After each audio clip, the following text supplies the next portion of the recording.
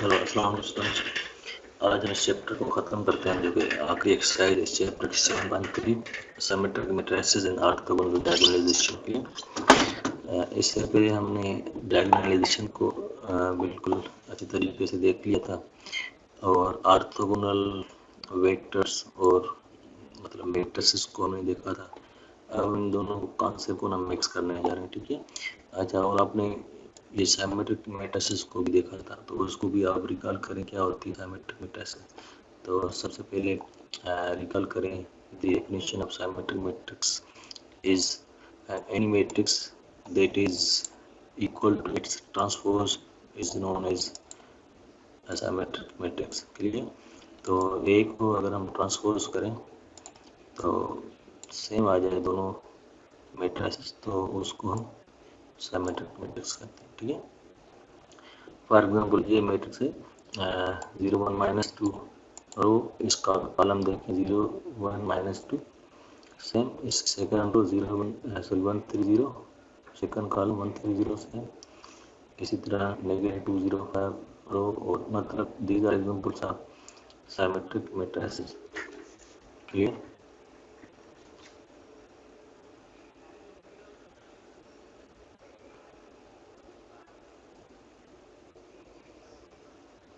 और इससे पहले हम नॉन सिमेट्रिक मैट्रिसेस के बहुत सारे एग्जांपल कर लिए थे जो कि समटाइम्स नॉट डायगोनालाइजेबल होते हैं, ठीक है, या उसके आइगन वैल्यूज रियल नहीं होते, ठीक है। मगर हम जब सिमेट्रिक मैट्रिसेस की बात करते हैं तो उसके पास प्रॉपर्टीज हैं, ठीक है, जो कि ये थ्योरम बता रहे हैं। सबसे पहली प्रॉपर्टी है कि जो भी सिमेट्रिक मैट्रिक्स होगा वो ऑलवेज डायगोनालाइजेबल होगा, ठीक है। और सेकंड प्रॉपर्टी है ऑल रियल आइगन वैल्यू जितने भी होंगे वो सब के सब रियल होंगे, कोई कॉम्प्लेक्स नहीं मिलेगा, ठीक है। Number third is if lambda is eigen value of A with multiples के, मतलब सेम वैल्यू अगर आ जाते हैं, जिस तरह से पहले एग्जांपल में 1 1 2 मरतबा आ रहा है तो उसकी मल्टीपल्सिटी 2 थी, ठीक है। देन लैम्डा इज के लीनियरली इंडिपेंडेंट आइगन वेक्टर। तो अगर सेम भी आ जाते हैं तो उसके बावजूद भी यहाँ पर जो अगर मैट्रिक्स सिमेट्रिक है तो आइगन वेक्टर्स जो है ना वो इंडिपेंडेंस होंगे, ठीक है। मतलब फॉर एग्जाम्पल इसका एग्जाम्पल कर लेते हैं, मगर सबसे पहले इसके प्रूफ को देखें। तो फॉर एग्जाम्पल कोई इन जनरल मैं 2x2 लेता हूँ मैट्रिक्स ए सी सी ये सिमेट्रिक है, ठीक है। तो इसकी कैरेक्टरिस्टिक पॉलीनोमियल इक्वेशन जो है ना आपको पता है ये बनी, इसका डिटरमिनेंट जैसे सॉल्व करेंगे, ठीक है। Lambda square minus A plus B times lambda plus A B minus C, इसको ओपन करेंगे जो गेट दिस इक्वेशन की। अब ये देखना है कि इस इक्वेशन के रियल रूट्स हैं या नहीं, तो आपको डिस्क्रिमिनेंट चेक करना पड़ता है क्योंकि क्वाड्रेटिक इक्वेशन है, ठीक है। डिस्क्रिमिनेंट रिकॉल करें, कैलकुलस में आपने पढ़ा था बी स्क्वायर माइनस 4ac, ठीक है। तो इसको देखें अगर ये पॉजिटिव है या जीरो है तो रियल रूट्स होंगे, अदरवाइज कॉम्प्लेक्स। जैसे इसको ओपन करते हैं तो आपको ये वाला फॉर्म मिलेगा। आपको पता है दो टर्म का सम है और दोनों टर्म स्क्वायर है, सी स्क्वायर कोई भी वैल्यू का स्क्वायर या ए माइनस बी का स्क्वायर, तो पॉजिटिव होगा, जीरो भी हो सकता है, ठीक है। तो अगर पॉजिटिव होगा या जीरो होगा दोनों सूत्रों में इस इक्वेशन के जो रूट्स होंगे वो रियल होंगे। और इनकेस अगर जीरो हो जाता है तो जीरो उस वक्त होगी जब ये टर्म जीरो हो प्लस ये टर्म जीरो, यानी कि सी भी जीरो हो और ए माइनस बी आपस में बराबर हो, ठीक है। तो उस कंडीशन में ये आपके पास मैट्रिक्स बनेगा ए 0 0 है। तो मल्टीपलिसिटी को समझने के लिए बेसिक सिंपल, चलो मैं इसको इस तरह करता हूँ, सॉल्व करता हूँ, ठीक है।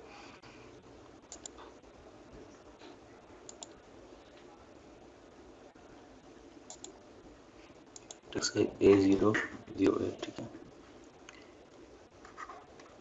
इन जनरल में है ना,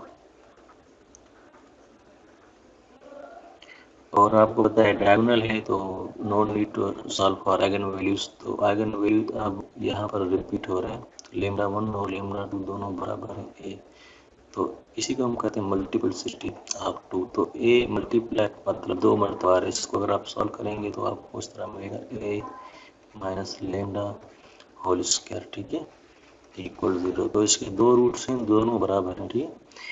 अब इससे पहले हमने एग्जांपल किया था आइगन वैल्यूज सेम थे तो एक आइगन वेक्टर मिला था, मगर अब ये केस इस वजह से नहीं हुआ क्योंकि ये मैट्रिक्स सिमेट्रिक है। तो मैं आइगन वेक्टर में सॉल्व करता हूँ। तो आइगन वेक्टर के लिए आपको पता है A minus lambda times R. Let suppose हमारे पास आइगन वेक्टर भी है, ठीक है। इस इक्वेशन होमोजेनियस को सॉल्व करते हैं तो ए माइनस ए आपको पता है 0 हो जाना है, ये 0 0 अगेन ए माइनस ए 0 हो जाना है, तो सारे वैल्यू 0 0 हो जाएगी, ठीक है। तो ये होमोजेनियस है जिसमें कोई पिवटिंग वैल्यू नहीं है, यानी कि दोनों फ्री वेरिएबल है। तो मैं इस तरह करता हूँ, लेट करता हूँ वी के अंदर दो कंपोनेंट है v1 v2, तो मतलब इस तरह के चलेंगे। ए बी को करता हूँ ऐसे जिस हम करते हैं, ठीक है। लेट वी जो है ना उसके अंदर दो कंपोनेंट हैं ए बी। तो अब मैं सपोज करता हूँ क्योंकि ए भी फ्री है, लेट सपोज ए टी है और बी मैं करता हूँ एस, और दोनों रियल है, ठीक है।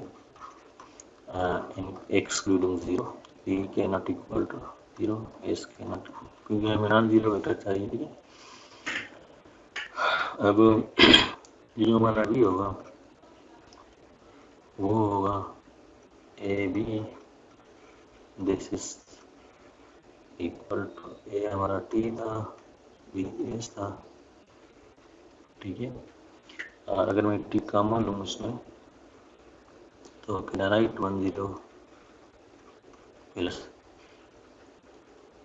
S times 01।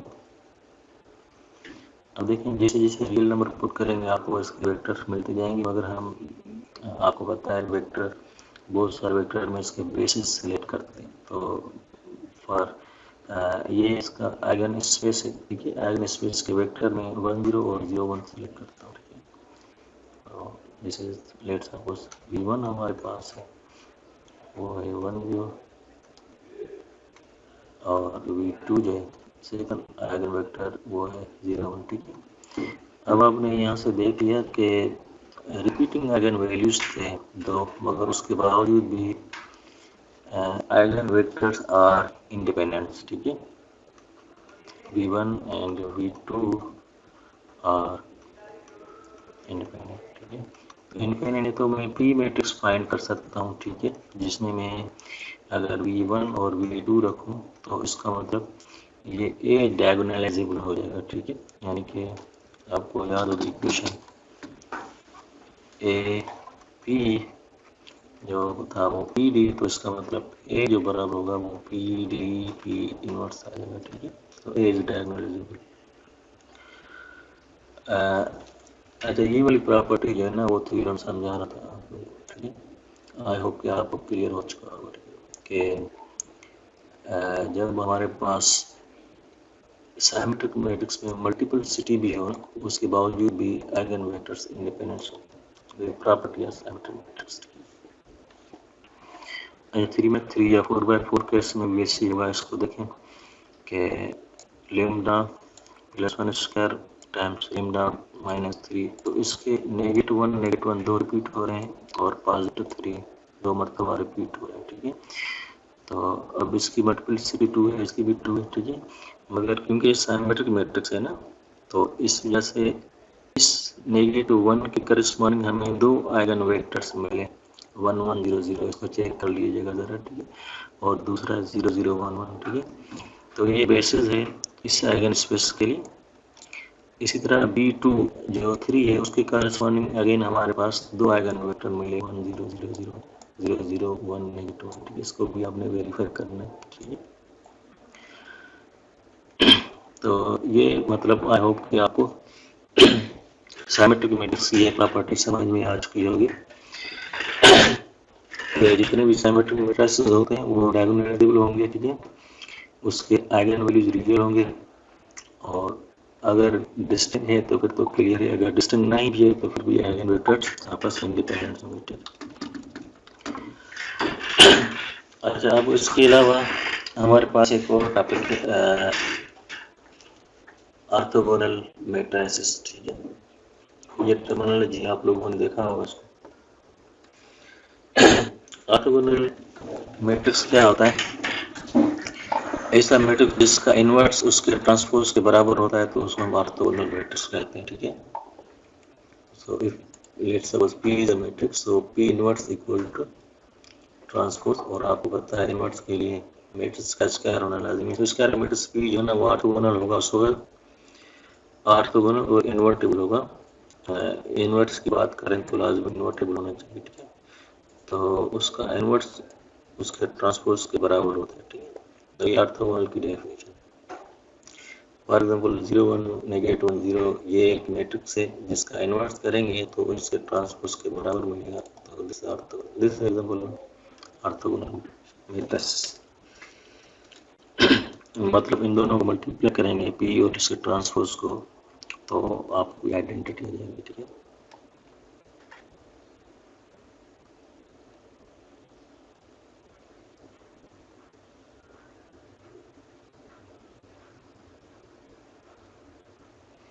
तो ये एक थ्योरम है जो ये कहता है कि अगर आपके पास कोई भी ऑर्थोगोनल मैट्रिक्स हो, ठीक है, in matrix P is orthogonal if and only column vectors form an orthonormal set। Recall करें, ऑर्थोनॉर्मल सेट वो सेट होता है जिसमें वेक्टर्स आपस में ऑर्थोगोनल होते हैं, मतलब उनकी डॉट प्रोडक्ट 0 होती है, और तमाम वेक्टर की जो लेंथ है यानी कि नाम है वो 1 होता है, ठीक है। तो चलिए इसका प्रूफ करते हैं। ये प्रूफ कैसे किया हुआ है उधर फिर भी देखते हैं।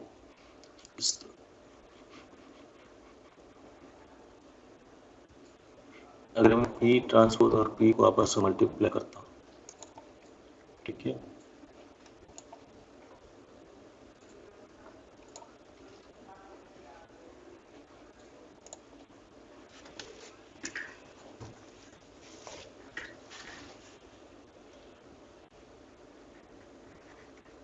let P is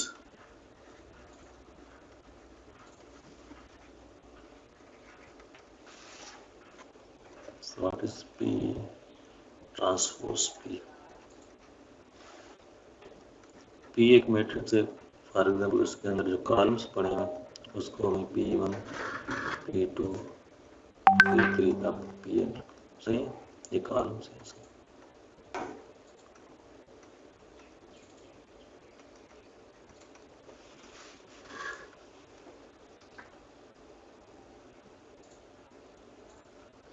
और इसका ट्रांसपोज जो होगा वो आपको पता है क्या होगा, ये पहला कॉलम जो है ना अब रो में कन्वर्ट होगा, सही है।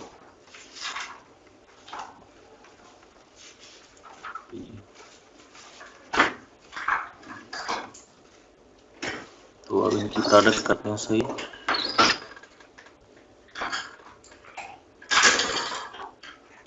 P1 रो P2 रो Pn रो, सही। इस मैट्रिक्स को आपने मल्टीप्लाई करना है P के साथ, जिसके अंदर कॉलम पड़ेंगे, ये P1 कॉलम है, P2 कॉलम है, Pn कॉलम है। आपको बताया दो मैट्रिसेस की प्रोडक्ट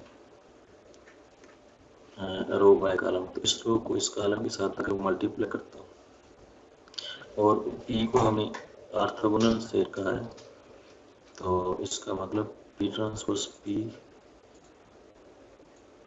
आइडेंटिटी है वो, क्योंकि ऑर्थोगोनल का मतलब इसके ट्रांसपोज इसके इनवर्स है, तो इसका मतलब हम इनवर्स के साथ मल्टीप्लाई कर रहे हैं, ठीक है।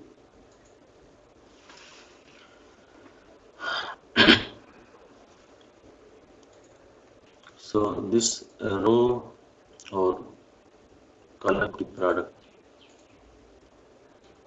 क्या होगी, आपको पता है, लेट सपोज कोई रो और एक कॉलम,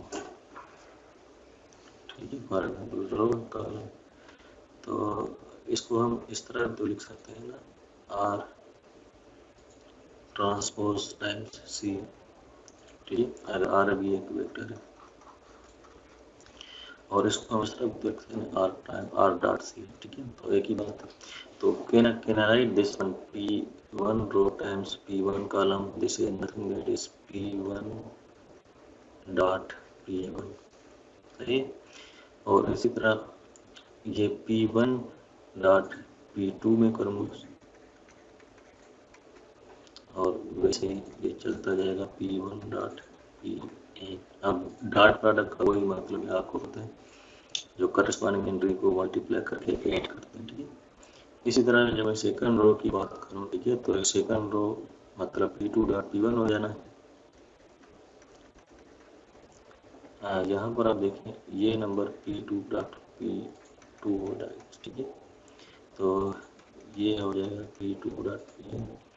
इसी तरह इस पैटर्न को अगर आप फॉलो करें, ठीक है, तो इसमें मेन डायगोनल में सेम कॉलम्स की डॉट प्रोडक्ट आएगी और मेन डायगोनल के अलावा सारे के सारे डिफरेंट वेक्टर्स की प्रोडक्ट होगी, ठीक है। और ये आपको पता है आइडेंटिटी के बराबर है, क्योंकि हमने ये अज्यूम किया है कि ऑर्थोगोनल है, तो ये बराबर हो जाएगा 1 0 0, ठीक है, 0 0।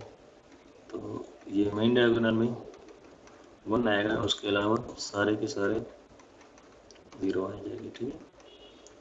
तो इससे क्या हमें नतीजा मिलता है, इससे हम ये साबित कर सकते हैं कि इसमें जो जितनी भी कॉलम्स हैं ना वो ऑर्थोनॉर्मल हैं, इस वजह से, क्योंकि आपको पता है कि यहाँ पर देखें दो चीज़ें हम ये देख ये कह सकता हूँ कि सपोज पी इन जनरल अगर मैं करूँ आई डॉट पी जे, सही है।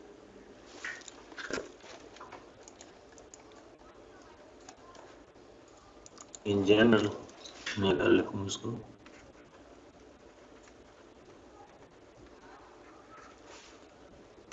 P I dot P J equal to, इन दोनों की डॉट प्रोडक्ट जो है ना या तो 1 है या 0 है। 1 उस वक्त है जब आई और जे की वैल्यू सेम है, यानी कि P1 dot P1, P2 dot P2, P3 dot P3 up to Pn dot Pn, ठीक है।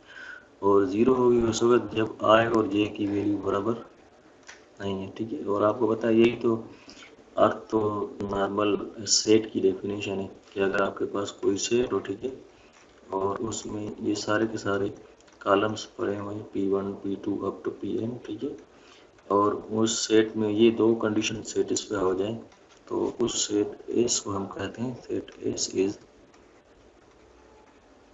ऑर्थोनॉर्मल सेट, ठीक है। तो ये हमने प्रूव किया इस थ्योरम का, जो ये कहते हैं अगर मैट्रिक्स P हो तो उसके वेक्टर्स जो है ना कॉलम वेक्टर्स वो ऑर्थोनॉर्मल सेट बनाए।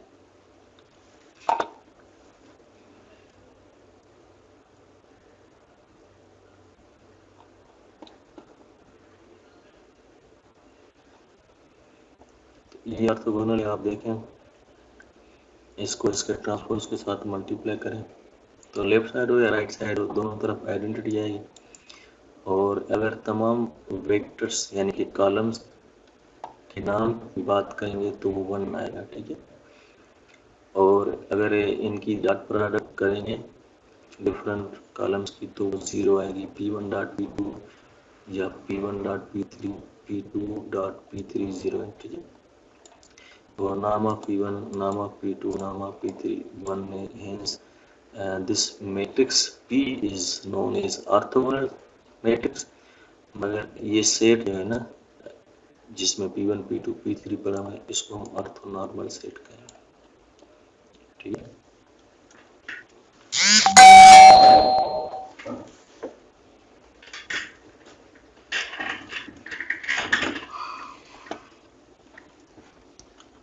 ओके, अगर हमारे पास कोई सिमेट्रिक मैट्रिक्स हो, ठीक है, और अगर उसके आइगन वैल्यूज डिस्टिंक्ट हो तो जो उसके आइगन वेक्टर्स होंगे वो आपस में ऑर्थोगोनल्स होंगे, ठीक है।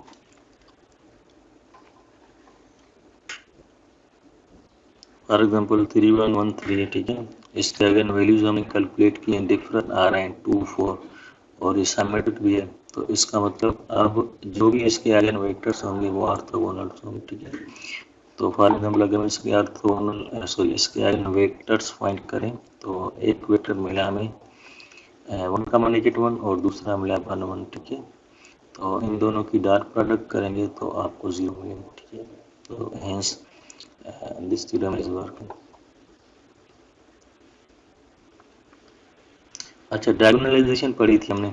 अब इसमें एक चीज़ एक्स्ट्रा करते हैं, हम वो डायगोनलाइजेशन करते हैं जो कि पी एम और ऑर्थोगोनल हो, तो उसको हम ऑर्थोगोनल डायगोनलाइजेशन कहते हैं, ठीक है। तो इसकी डेफिनेशन होगी, late A be any n by n matrix, then A is orthogonally diagonalizable in its real eigenvalues if and only if A is symmetric। यानी कि ये ऑर्थोगोनल डायगोनलाइजेशन तमाम मैट्रिसेस का नहीं होगा, उसमें अगर आपका A जो है ना वो साइमेट्रिक होगा तो फिर आप उसकी वैसे भी डायगोनलाइजेशन कर सकते हैं, मगर इसमें एक स्टेप आगे, यानी कि उसको ऑर्थोगोनल मैट्रिक्स में यानी कि ऑर्थोगोनल डायगोनलाइजेशन में कन्वर्ट कर सकते हैं, ठीक है।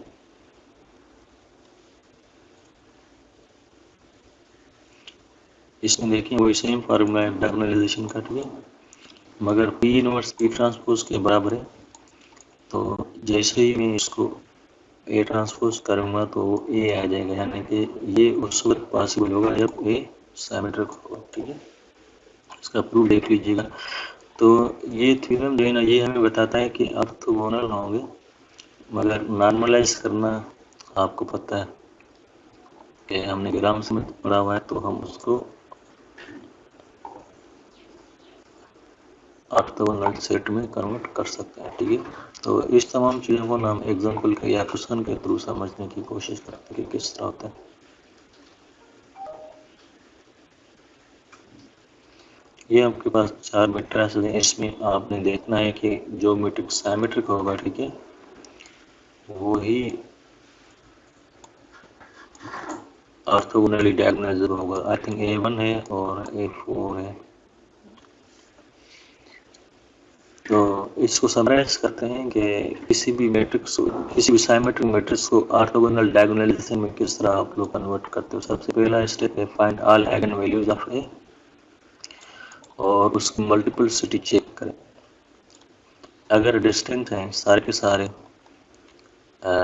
मतलब डिफरेंट है, ठीक है, तो उन तमाम आइगन वैल्यूज के करस्पॉन्डिंग आप इजीली आइगन वेक्टर फाइंड करेंगे और वो आपस में ऑर्थोगोनल होगा। आपने जस्ट उसको नॉर्मलाइज करना है, यानी कि उस तमाम वेक्टर को उसकी नाम के साथ या लेंथ के साथ डिवाइड करना, ठीक है। थर्ड में ये होता है कि अगर डिस्टिंक्ट ना हो, ठीक है, उसकी मल्टीपलिसिटी के से मतलब 2 से ज़्यादा हो, यानी कि 2 मरतबा कोई एक आइगन वैल्यू रिपीट हो रहा है, 3 मरतबा हो रहा है, 4 मरतबा हो रहा है, ठीक है, तो उसके बावजूद भी क्योंकि मैट्रिक्स सिमेट्रिक है तो आपने linear independent eigen vector find करना है, ठीक है, जिस तरह हमने अभी किया था, इससे पहले स्टार्टिंग में एग्जाम्पल किया था, ठीक है। और अगर सेट ऑर्थो नॉर्मल है तो ठीक है, अगर ऑर्थो नॉर्मल नहीं है, ऑर्थो नॉर्मल सेट नहीं है, तो फिर आप क्या करेंगे, आप ग्राम स्मिथ मेथड के जरिए उन तमाम वेक्टर्स को ना ऑर्थोनॉर्मल में कन्वर्ट करेंगे। और ग्राम स्मिथ ऑलरेडी आपको पता है प्रीवियस चैप्टर में हमने किया था, ठीक है, तो वो सेम मेथड आपने यूज करना है। बस इसके बाद हो जाएगा स्टेप 4, कहता है the result of step 2 and 3 produce the orthonormal set an eigen vectors. तो आपने P बनाना है और P के अंदर वो तमाम आइगन वेक्टर्स रखेंगे एज अ कॉलम्स, ठीक है। तो P इनवर्स AP कन्वर्ट हो जाएगा P ट्रांसपोज AP में, जो कि डायगोनलाइजेबल होगा और इस D में आइगन वैल्यूज आएंगे, ठीक है। चलिए इसको देखें, इस प्रोसेस को फॉलो करने के लिए हम कोई मैट्रिक्स देखें। फॉर एग्जाम्पल ये -2। अच्छा, ऑर्थोगोनल के लिए आपको चेक करना होता है पहले स्टेप में कि वो सिमेट्रिक है या नहीं, अगर नहीं है तो फिर आपने आगे ये चारों स्टेप फॉलो नहीं करनी। why because this matrix is symmetric so it can be orthogonally diagonalized। तो इसकी इक्वेशन बनाई और इसमें आपने देखा डिस्टिंक्ट रूट मिले तो मल्टीपलिसिटी का आप सवाल नहीं होगा, यानी कि स्टेप ये जो थी ये उसको करने की जरूरत नहीं 1 to 4। तो इसके करस्पॉन्डिंग आपको 2 आइगन वेक्टर मिले और आप देखें आइगन वेक्टर आपस में ऑर्थोगोनल है क्योंकि इसकी डॉट प्रोडक्ट -2 टाइम्स 1 0 आ रही है, मगर ये नॉर्मल नहीं है। तो इसको नॉर्मल करने के लिए हमने इसके लेंथ के साथ डिवाइड किया। तो अब हमारे पास P1 ये मिला और P2 ये मिला, सही है, P2 ये मिला और P1। तो हमारे पास चौथा स्टेप है P, जो कि ये और इसी का ट्रांसपोज इसके इनवर्स के बराबर होगा। आप इसके ट्रांसपोज को इस P के साथ मल्टीप्लाई करेंगे तो आपको आइडेंटिटी मिलेगी। सो P ट्रांसपोज AP बराबर है इट्स डायगोनल मैट्रिक्स।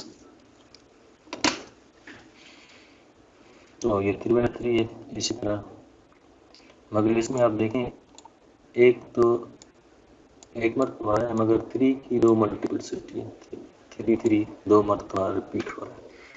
तो -6 करस्पॉन्डिंग आप लोगों ने एक वेक्टर मालूम कर लिया जिसको नॉर्मल भी कर लिया, U1 के बराबर कर लिया, ठीक है। अब जब आप इस 3 की बात करेंगे, ठीक है, तो अगेन आपको 2 इंडिपेंडेंट वेक्टर 2 1 0 और -2 0 1 इसको चेक करना है आपने खुद से, ठीक है।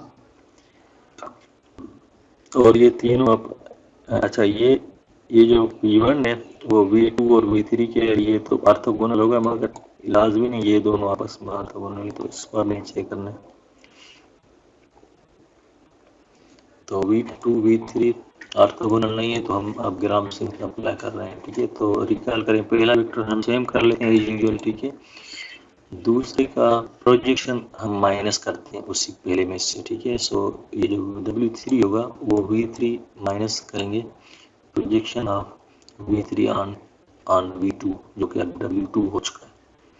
तो जैसे ये डिफरेंस माइनस करेंगे तो ये वाला जो वेक्टर बनेगा W3 W2 के साथ ऑर्थोगोनल होगा, ठीक है। अब नॉर्मल करने के लिए इसकी लेंथ के साथ डिवाइड करेंगे तो ये ऑर्थो नॉर्मल हो गया और मैट्रिक्स जो है ना वो ऑर्थोगोनल हो गया। ये V1 पर है, सो U1 पर है, U2 पर है और U3 पर है, ठीक है। तो इसका इन्वर्स इसके ट्रांसपोज के बराबर है, ठीक है। तो इसी तरह क्वेश्चन से आपने इसको देखना है। चलिए हम इस तरह करते हैं, कोई एक ऐसे क्वेश्चन उठाते हैं जिसमें ये तमाम चीज़ें आप लोगों से पूछी गई हो। फॉर एग्जाम्पल ये find the matrix P such that P transpose P AP orthogonally diagonalize verify that P transpose AP give the correct diagonal। तो ये 2/2 हमने पहले किया, अब 3/3 इनमें से कोई होता है।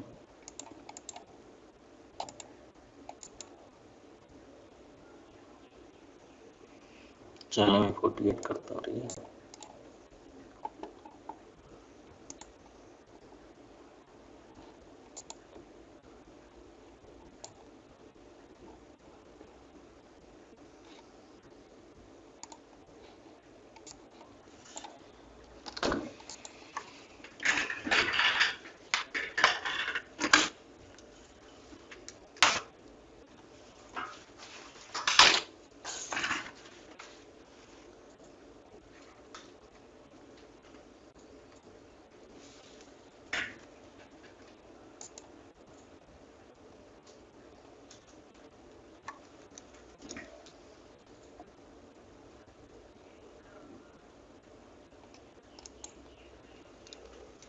क्वेश्चन 48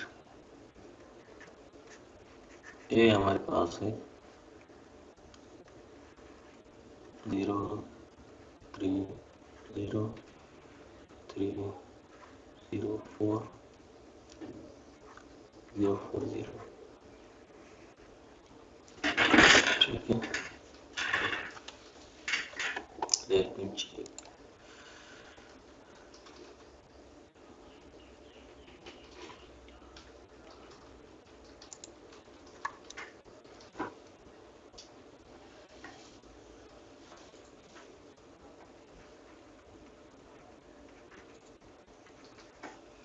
PT AP आपने मालूम करना है, ठीक है, जो कि डायगोनल के बराबर हो। तो P तक पहुंचने के लिए आप लोगों को सबसे पहले आइगन वैल्यूज मालूम करेंगे। आइगन वैल्यूज के लिए आपको पता है हमारे पास इक्वेशन थी ए माइनस लेमडा आर, उसको 0 करेंगे सही।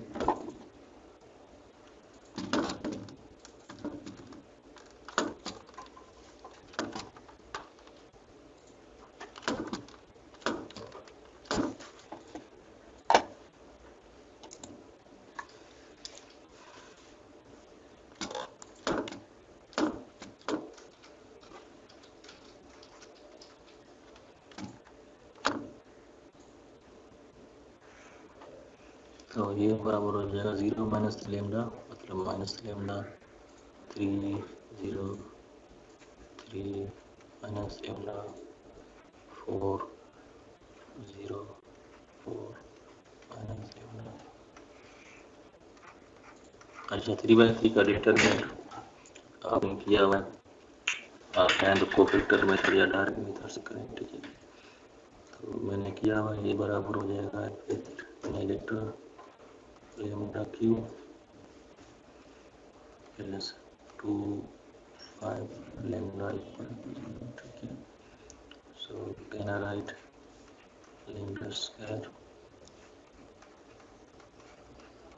तो ये वेक्टर्स पॉलीनॉमियल ऑर्डर 3 की, जिसमें 3 रूट्स मिलेंगे, एक मिला हमें 0 और दूसरा हमें 5 और तीसरा हमें मिला -5। सो लेट सपोज लेमडा 1 जो है हमारा, उसको मैं 5 कर लेता हूँ, लेमडा 2 0 है और लेमडा 3 -5। तो अब आपने क्या करना है, देखें क्योंकि तीनों डिस्टिंक्ट है तो आपको इन तीनों के करस्पॉन्डिंग अलग अलग आइगन वेक्टर्स मिलेंगे, ठीक है, और वो इंडिपेंडेंट होंगे। और क्योंकि मैट्रिक्स साइमेट्रिक है तो ये आपस में ऑर्थोगोनल होंगे, ठीक है, मतलब ग्राम्स गणित की अब जरूरत नहीं पड़नी। जैसा आपने इसको नॉर्मल करना है, यानी कि उन तमाम वेक्टर्स को इसकी लेंथ के साथ डिवाइड करना। चलिए मैं वेक्टर 1 फाइंड करता हूँ। So for lambda 1 equal to 5 a minus lambda 1 i, और लेट सपोज वो वेक्टर v1 है, ठीक है। तो ये वाला मैट्रिक्स होगा 0 -5 मतलब -2 -5 सॉरी 3 0 3 0 -5 -5 4 0 4 -5।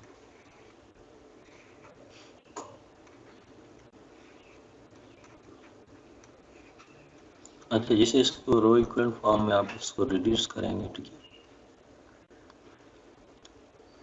सो हमें सॉल्यूशन का केस आएगा क्योंकि हमें नॉन ट्रिवियल सॉल्यूशन चाहिए, ठीक है।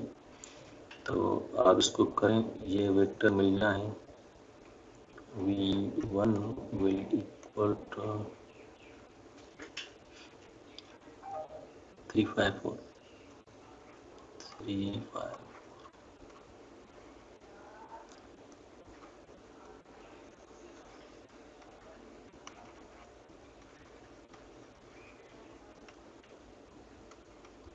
चेक करना है अपने लाजमी, ठीक है।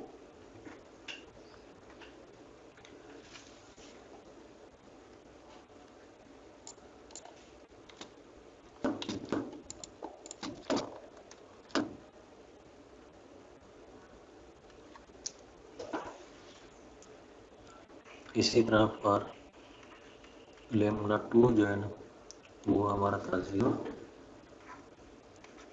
a minus lambda 2 i times v2, इसका आइगन वेक्टर v2 है, ठीक है। तो 0 से अपडेट करेंगे तो a में तो कोई चेंजिंग नहीं है अभी, ठीक है। तो ये मैट्रिक्स बनेगा इनफैक्ट सेम 0 3 0 3 0 4 0 4 0, ठीक है। और जैसे इसको रिड्यूस करेंगे you will get V2 as -403। ठीक है, तो इसको आपने चेक लाजम कर लीजिएगा। यहाँ से आप देख सकते हैं कि क्योंकि ऑर्थोगोनल सिमेट्रिक है तो ये V1 और V2 आपस में ऑर्थोगोनल होंगे। ठीक है, मतलब आप इसकी डॉट प्रोडक्ट करके ना चेक कर सकते हैं। For example V1 dot V2 अगर मैं करूँ तो क्या होगा, 3 times -4 plus 5 times 0 plus 4 times 3, तो ये 0 आ जाएगा। ठीक है, तो ऑर्थोगोनल जो थ्योरम जिसको हम प्रूव भी किया उसकी वेरिफिकेशन है। ठीक है, बहरहाल अब हम थर्ड वेक्टर करेंगे। Let's suppose for eigen vector 3 eigen value 3 for eigen vector is V3। For example मैं इसको नाम दे रहा हूँ V3 का। लेट फॉर लेमडा 3 जो कि -5 के बराबर है, आइगन वेक्टर जो है ना वो V3। सही है, तो इसके लिए आप कहेंगे a minus lambda 3 i times V3 equal to 0।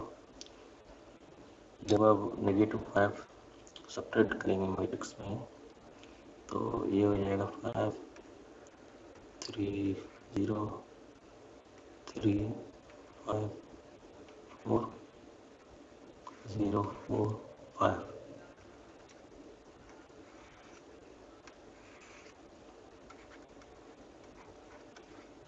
इसको रिड्यूस करके होमोजेनियस इक्वेशन का नॉन-ट्रिवियल सॉल्यूशन सॉल्व करेंगे तो आपको जब V3 मिलना है होगा 3 -5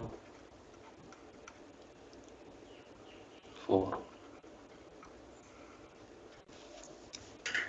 अब आप चेक करेंगे कि V1 और V2 के साथ V3 भी आपस में ऑर्थोगोनल। फॉर एग्जांपल V2 और V3 की डॉट प्रोडक्ट आप चेक करें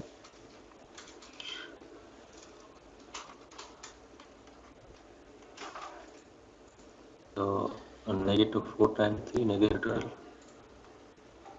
प्लस 0 प्लस 12, या V1 और V3 की डॉट प्रोडक्ट करें तो देखें क्या होता है। 1 में 3 5 4 3 टाइम्स 3 9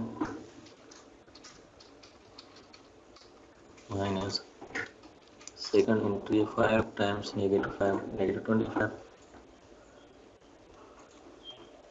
और इसी तरह 4 times 4 16।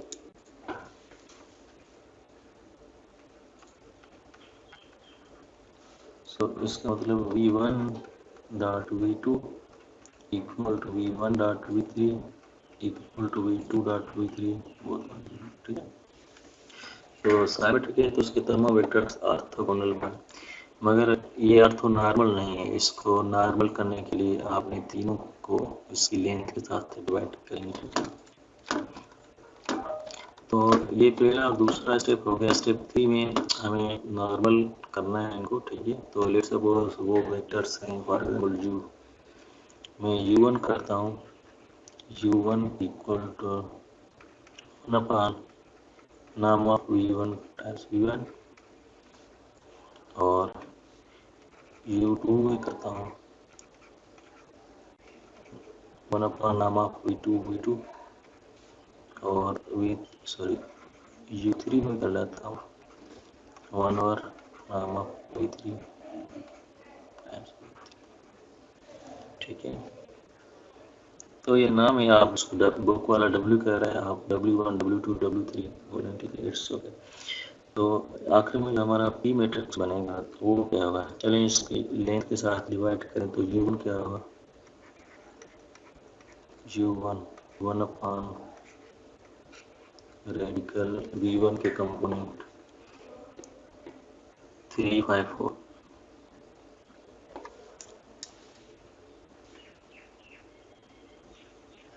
3 square 5 square.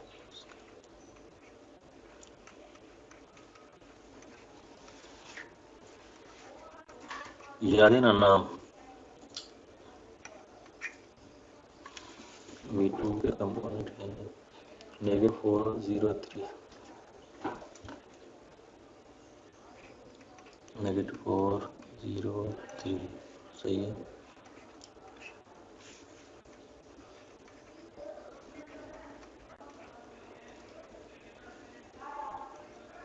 Finally U3 होगा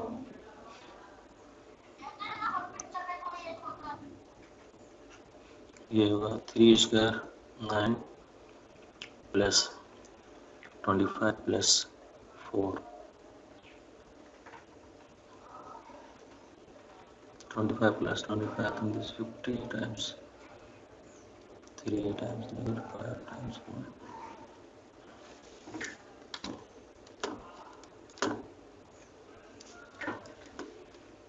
तो P जो है ना ऑर्थोगोनल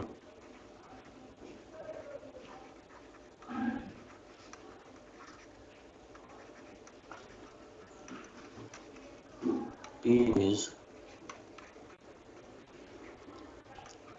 U1 U2 U3 जो कि मिला 3/50 रेडिकल 50 5/4 रेडिकल 50 4/रेडिकल 50। इस रेडिकल 50 को आप चाहें तो और सिंप्लीफाई कर सकते हैं, ठीक है।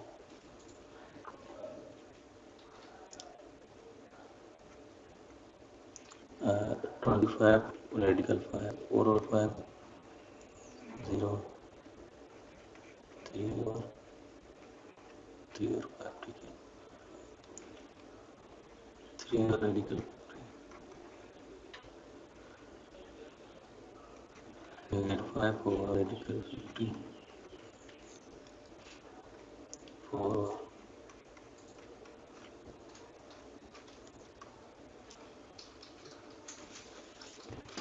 अब आप देखें ये इसका मैट्रिक्स है जिसका इनवर्स इसके ट्रांसपोज के बराबर है, ठीक है। तो यू में चेक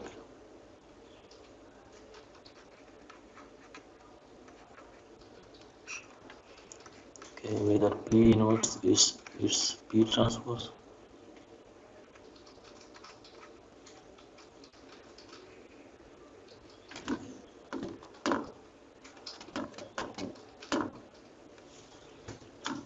तो मैं आपको लिखने जा रहा हूँ इसका इनवर्स।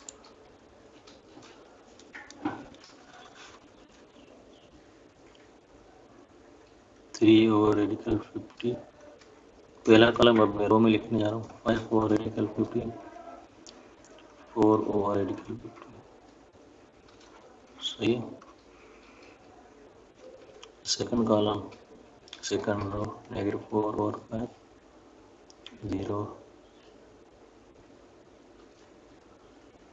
3 ओवर 5 इसी तरह 3 ओवर रेडिकल 50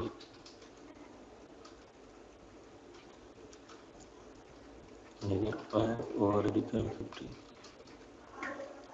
4 ओवर रेडिकल 50 ठीक है।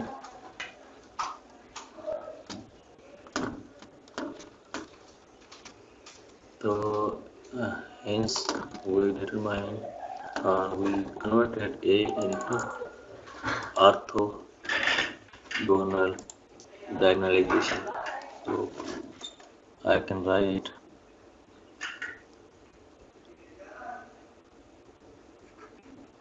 A P this time PD, but इससे पहले हम क्या कर रहे थे P inverse A P equal diagonal कर रहे थे, ठीक है। अब हम करेंगे पी ट्रांसपोज ए पी। तो आपने इन तीनों को मल्टीप्लाई करना है और चेक करना है कि वो जो मैट्रिक्स बनेगा वो डायगोनल आ रहा है, जिसमें डायगोनल एलिमेंट्स आइगन वैल्यूज थी क्या थी 5 -5 0 थी शायद, ठीक है। 5 0 0 0 0